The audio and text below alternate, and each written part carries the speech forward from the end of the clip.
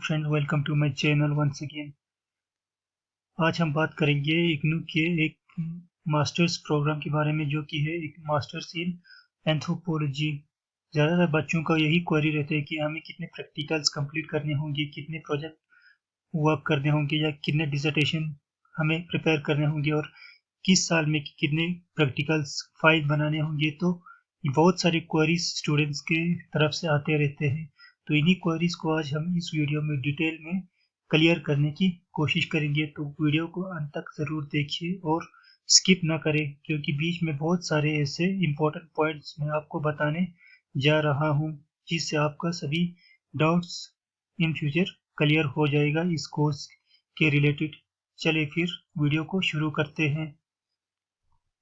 सबसे बात करते हैं प्रोग्राम कोऑर्डिनेशन टीम इग्नू की तरफ से कौन कौन से प्रोफेसर्स इस कोर्स के रिलेटेड हमें गाइड करेंगे। तो प्रोग्राम कोड में आपका सबसे पहले आते हैं डॉक्टर पी वेंकटा रमना। ये सभी को पता होगा कि यही हमारे इग्नू के एमए एंथ्रोपोलॉजी के प्रोग्राम कोऑर्डिनेटर है।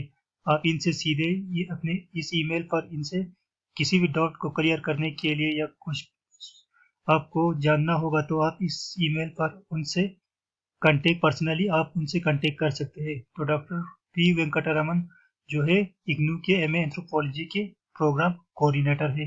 इसके बाद कोर्स कोऑर्डिनेटर की बात करें तो अलग अलग कोर्स सब्जेक्ट के अलग अलग कोऑर्डिनेटर यहाँ पर इन्होंने रखे हुए, जैसे कि प्रोफेसर रश्मि सिन्हा है, doctor Mitu Das, doctor Roxana Zaman, doctor P Venkataraman and doctor K Anil Kumar. तो ये सब इग्नू के एमए एंथ्रोपोलॉजी के प्रोफेसर्स इग्नू के जो मेन मैथनगरी दिल्ली में है, वहाँ पर जो है इनका ऑफिस वहाँ पर होते हैं। तो ये सब इग्नू के एंथ्रोपोलॉजी के कोऑर्डिनेटर्स हैं। बात करते हैं तो एलिजिबिलिटी के बारे में थोड़ा सा। तो ये एक मास्टर्स प्रोग्राम है जो कि आफ्टर अंडर ग्रेजुएट यानी 3 ईयर की अंडर ग्रेजुएट प्रोग्राम के बाद आप इनरोल हो पाएंगे। तो ये बैचलर डिग्री के बाद आप इनरोल हो पाएंगे। और यहाँ पर एक एडवांटेज है कि जो जिन्होंने अगर ग्रेजुएशन तक या फाइनल ईयर तक अगर एंथ्रोपोलॉजी में कुछ पढ़ा नहीं है, या जिनका सब्जेक्ट एंथ्रोपोलॉजी नहीं है, तो भी वो लोग भी इस सब्जेक्ट में इनरोल हो सकते हैं। जो फर्स्ट टाइम एंथ्रोपोलॉजी में एडमिशन लेना चाहते हैं, या जिन्होंने प्रीवियस ईयर में या ग्रेजुएशन में अगर कुछ पढ़ा नहीं है, तो अपना सब्जेक्ट एंथ्रोपोलॉजी रखा नहीं है, तो वो लोग भी इस सब्जेक्ट में इनरोल हो सकते हैं। तो इसके लिए कोई एंट्रेंस टेस्ट की देने की ज़रूरत नहीं पड़ेगी। आपको सीधे ऑनलाइन एडमिशन फॉर्म भरकर आप इसमें एनरोल हो सकते हैं। और इसका कोई एज बार नहीं, यानी आप किसी भी एज के होंगे, या 20 साल, 30 साल, 40 साल, 50 साल, जितने भी एज के होंगे, तो आप उससे कोई डिफरेंस नहीं पड़ेगा, आप इसमें इनरोल हो सकते हैं। तो ये ड्यूरेशन रहेगा, 2 साल का ड्यूरेशन रहेगा। मास्टर डिग्री हर जगह 2 साल की होती है। अगर यहाँ पर आप 2 साल में अगर ये कंप्लीट नहीं कर पाते, तो यहाँ पर आपको फ्लेक्सिबिलिटी दी जाती है कि आप इसको मैक्सिमम 2 ईयर से लेकर 5 ईयर तक इस कोर्स को कंप्लीट कर सकते हो। तो मिनिमम ड्यूरेशन इसका 2 ईयर रहेगा और मैक्सिमम ड्यूरेशन यहाँ पर 5 ईयर इसका रहेगा।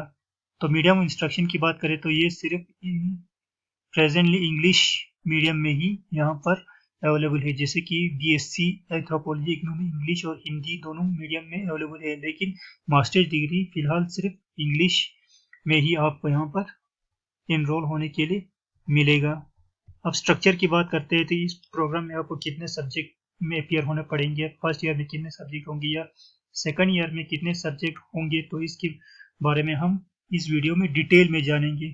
स्ट्रक्चर की बात करें तो द प्रोग्राम कंप्राइज 64 क्रेडिट। आपको टोटल 64 क्रेडिट यहाँ पे एक्वायर करने होंगे, लेने होंगे इस कोर्स को कंप्लीट करने के लिए। कवर इट थ्रू 8 कोर्स, यानी इस total first plus second year दोनों में आपको टोटल 8 कोर्स मिलेंगे, यानी 8 सब्जेक्ट आपको पास करने होंगे। 8 कोर्स में 8 सब्जेक्ट, तो ईच सब्जेक्ट आपको मिलेगा 8 क्रेडिट का। तो टोटल 8 कोर्स का 8 इंटू 8 इंटू 64 क्रेडिट यहाँ पर बनते हैं। टोटल 8 सब्जेक्ट है और ईच कोर्स का आपको 8 क्रेडिट का यहाँ पर मिलेगा। इसके बाद बात करते हैं दरना is required to complete 6 compulsory and 2 optional course. Total 8 course में से 8 सब्जेक्ट में से आपको 6 सब्जेक्ट कंपलसरी मिलेगा और 2 सब्जेक्ट आपको यहाँ पर ऑप्शनल मिलेगा, कि आप अपनी चॉइस से यहाँ पर 2 सब्जेक्ट आप यहाँ पर ले सकते हैं। लेकिन 6 सब्जेक्ट आपको कंपलसरी जो इग्नू ने आपको रिकमेंड किया है वो आपको लेना ही पड़ेगा। In the first year there are 4 compulsory course. First year में आपको यहाँ पर 4 कंपलसरी कोर्स मिलेंगे। यहाँ पर ऑप्शनल का कोई ऑप्शन नहीं है। आपको 4 कंपलसरी कोर्स लेने होंगे, 8 क्रेडिट ईच। तो यहाँ पर बनते हैं 8 4 32 क्रेडिट आपका फर्स्ट ईयर में कंप्लीट हो जाते हैं। इसी तरह सेकंड ईयर में have to take 2 compulsory course. यहाँ पर आपको 2 कंपलसरी कोर्स लेने होंगे प्लस 2 यहाँ पर ऑप्शनल कोर्स आपको लेने की जरूरत पड़ेगी। तो 2 + 2 यहाँ पर टोटल 4 सब्जेक्ट यहाँ पर भी आपको क्लियर करने पड़ेंगे। ये भी ईच कोर्स का 8 क्रेडिट है, 8 4 32। तो 32 + 32 आपका 64 क्रेडिट का ये सब आपको बनता है। अब हम फर्स्ट ईयर के डिटेल में कोर्स के बारे में जानेंगे कि कितने कोर्स आपको यहाँ पे कंप्लीट करने की ज़रूरत है, कितने प्रैक्टिकल्स फाइल बनाने पड़ेंगे और कितने प्रोजेक्ट रिपोर्ट बनाने पड़ेंगे। तो सबसे पहले मैं आपको यहाँ पे बता दूँ कि इग्नू के जो के गाइड में जो है यहाँ पे एक मिस्टेक यहाँ पे लिखा हुआ गया है, जैसे कि MANI 001 जो कि फर्स्ट पेपर है anthropology and method of research. यहाँ पर थ्योरी एंड प्रैक्टिकल लिखा है, लेकिन यहाँ पे आपको प्रैक्टिकल बनाने की ज़रूरत नहीं है। यहाँ पर प्रोजेक्ट वर्क यहाँ पर दिया गया है। तो ये आपको याद रखने है कि यहाँ पर प्रैक्टिकल फाइल बनाने की ज़रूरत नहीं है, बल्कि यहाँ पर आपको प्रोजेक्ट वर्क करना है और यह क्रेडिट का कंपलसरी कोर्स है। इसके बाद आता है दूसरा आपको MANI 002 physical anthropology theory and practical. हाँ, यहाँ पर आपको प्रैक्टिकल फाइल बनाने की ज़रूरत पड़ेगी। तो यह 8 क्रेडिट का कंपलसरी कोर्स है। इसी तरह थर्ड में मेन 001 में सोशल एंथ्रोपोलॉजी, आपको यहाँ पे खाली थ्योरी पेपर है और प्रैक्टिकल फाइल यहाँ पर नहीं है। तो यह 8 क्रेडिट का कंपलसरी कोर्स है। उसके बाद बात करते हैं फोर्स का। तो मेन 002 आर्कियोलॉजिकल एंथ्रोपोलॉजी, यहाँ पर भी खाली थ्योरी है, प्रैक्टिकल यहाँ पे नहीं है। तो 8 कोर्स का कंपलसरी कोर्स है।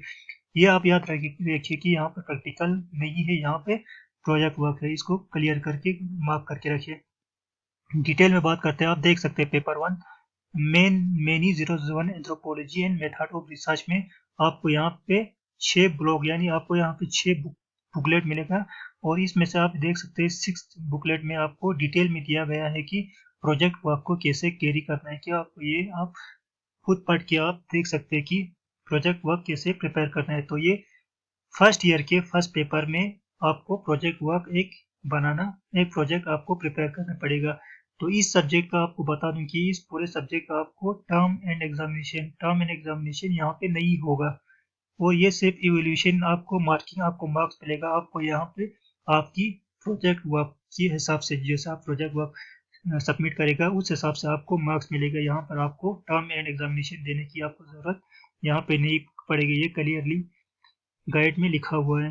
अब सेकंड पेपर की बात करें तो मेनी फिजिकल एंथ्रोपोलॉजी में आपको यहाँ पे देख सकते हैं ब्लॉक नंबर 1 में प्रैक्टिकल इन फिजिकल एंथ्रोपोलॉजी। तो फिजिकल एंथ्रोपोलॉजी का यहाँ पे आपको प्रैक्टिकल फाइल बनाने पड़ेंगे। तो ये फर्स्ट पेपर में आपको प्रोजेक्ट वर्क है, सेकंड पेपर में आपको प्रैक्टिकल फाइल की ज़रूरत पड़ेगी। थर्ड पेपर की बात करें तो यहाँ पर कोई आप देख सकते हैं यहाँ पर कोई प्रोजेक्ट वर्क या प्रैक्टिकल यहाँ पर नहीं है। यहाँ पर सिर्फ आपको थ्योरी पेपर में यहाँ पर आपको अपियर होने की ज़रूरत पड़ेगी। आगे चलते हैं पेपर 4 पे। और फर्स्ट ईयर की फोर्थ एंड लास्ट पेपर में भी आपको खाली थ्योरी में अपियर होना है। आपको यहाँ पर कोई प्रैक्टिकल नहीं है और प्रोजेक्ट वर्क भी आपको यहाँ पर नहीं दिया गया है। तो टोटली फर्स्ट ईयर में आपको 4 थ्योरी पेपर और प्लस वन प्रैक्टिकल फाइल बनाना पड़ेंगे और एक प्रोजेक्ट वर्क की ज़रूरत पड़ेगी। तो ये आप यहाँ पर याद रखिए। चलिए अब सेकंड ईयर पर चलते हैं। तो सेकंड ईयर पर भी यहाँ आपको एक मिस्टेक को क्लियर करने की ज़रूरत है। यहाँ पर जैसे कि फिफ्थ यानी सेकंड ईयर के पहले पेपर में आपको MANP 001 ये आपको कंपलसरी एक डिसर्टेशन आपको रेडी करना पड़ेगा। तो एक कंपलसरी पेपर आपको यहाँ पर डिसर्टेशन 8 क्रेडिट का कंपलसरी कोर्स है। तो इसका यहाँ पर कोई एग्जाम नहीं होगा, ये सिर्फ आपकी डिसर्टेशन जो आप प्रोजेक्ट सबमिट करेंगे तो उसके हिसाब से आपको यहाँ पर मार्क्स प्रोवाइड किया जाएगा। तो सेकंड पेपर की बात करें तो मेनी 003 में प्रैक्टिसिंग एंथ्रोपोलॉजी, यहाँ पर भी प्रैक्टिकल मेंशन किया हुआ है, लेकिन यहाँ पर यह आप क्लियर करें कि यहाँ प्रैक्टिकल नहीं है, यहाँ पर प्रोजेक्ट वर्क है। Theory plus project work 1 credit का कंपलसरी कोर्स यहाँ पर दिया हुआ है। तो मैंने फिर तीसरे पेपर की बात करें तो ये दोनों आपको कंपलसरी पेपर है, ये दोनों आपको लेना ही लेना पड़ेगा, ये आपको कंपलसरी पेपर है। उसके बाद 7 के बाद आप देख सकते हैं 11 तक ये आपको इलेक्टिव है। इलेक्टिव मतलब यहाँ पर आपको चॉइस दिया जाता है, इलेक्टिव चॉइस दिया जाता है। तो आपको यहाँ पर 7, 8, 9, 10, 11 5 पेपर में से आपको खाली दो पेपर आपको चॉइस करने पड़ेंगे आपके अपने इंटरेस्ट के हिसाब से। तो ये याद रखें, पेपर नंबर 5 और 6 कंपलसरी पेपर है और 7 to 11 आपको इनमें से दो पेपर आपको चॉइस करने की ज़रूरत पड़ेगी। तो आप अपने कन्वीनियंस के हिसाब से देख लें कि आपको प्रैक्टिकल में इंटरेस्ट है या खाली थ्योरी में अपेयर होना है। इन तीनों में खाली थ्योरी है, प्रैक्टिकल नहीं है। लेकिन अगर आप ये 7 और 8 लेते हैं तो आपको यहाँ पर आपको प्रैक्टिकल में भी अपेयर होने की ज़रूरत पड़ेगी। तो ये आप देख के डिसाइड करके आप फाइनल कर सकते हैं। यहाँ पे क्लियरली लिखा है second year would include 2 compulsory paper and 2 elective paper. 2 compulsory paper जो मैंने बताया 5th and 6th serial number पर वो कंपलसरी रहेंगे और 2 इलेक्टिव पेपर 7 से 11 लेकर आपको यहाँ पर इलेक्टिव पेपर के लिए आपको चॉइस बेसिक पेपर दिए गए हैं। अब थोड़ा हम इसको समराइज करते हैं आपकी कन्वीनियंस के लिए, आपको याद रखने के लिए। तो कंपलसरी पेपर है आपको यहाँ पर पेपर 1 फील्ड वर्क MNP यहाँ पे कंपलसरी पेपर है और प्रैक्टिसिंग एंथ्रोपोलॉजी यहाँ पर MNI 003 जो सीरियल नंबर 5 और 6 पर था, सीरियल नंबर 5 और 6 पर जो था वो की कंपलसरी पेपर है, आपको पढ़ना ही पड़ेगा। तो यहाँ पर आपको एक प्रोजेक्ट वर्क प्रिपेयर करने की ज़रूरत पड़ेगी। इसके बाद इलेक्टिव की बात करें तो ह्यूमन जेनेटिक्स अगर आप लेते हैं, ह्यूमन जेनेटिक्स लेते हैं तो आपको यहाँ पर प्रैक्टिकल में अपेयर होना पड़ेगा।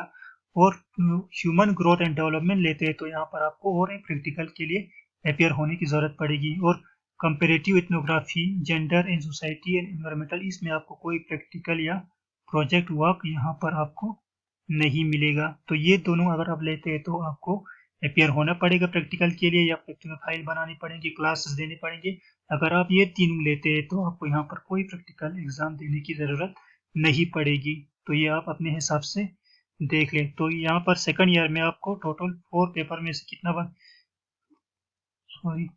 तो सेकंड ईयर में आपको 4 पेपर में से आपको बनते हैं 2 कंपलसरी प्लस 2 इलेक्टिव। इलेक्टिव में से यहाँ पे आपको एक प्रोजेक्ट वर्क प्लस डिसर्टेशन आपको प्रिपेयर करना पड़ेगा। और यहाँ पर अगर आप प्रैक्टिकल वाले पेपर लेते हैं तो आपको प्रैक्टिकल फाइल बनाने पड़ेंगे। अगर प्रैक्टिकल फाइल के बगैर अगर आप थ्योरी पेपर में ही अपेयर होना पड़ेगा तो आपको ये तीनों पेपर लेना पड़ेगा। तो ये आप आपके अपने हिसाब से आप देख लें। ये देखिए प्रैक्टिकल फाइल, तो फर्स्ट ईयर में आपको एक समराइज करें तो फर्स्ट ईयर में आपको फिजिकल एंथ्रोपोलॉजी में प्रैक्टिकल्स बनाने पड़ेंगे और सेकंड ईयर में ह्यूमन जेनेटिक्स में आपको टोटल 2 प्रैक्टिकल फाइल आपको बनाने पड़ेंगे।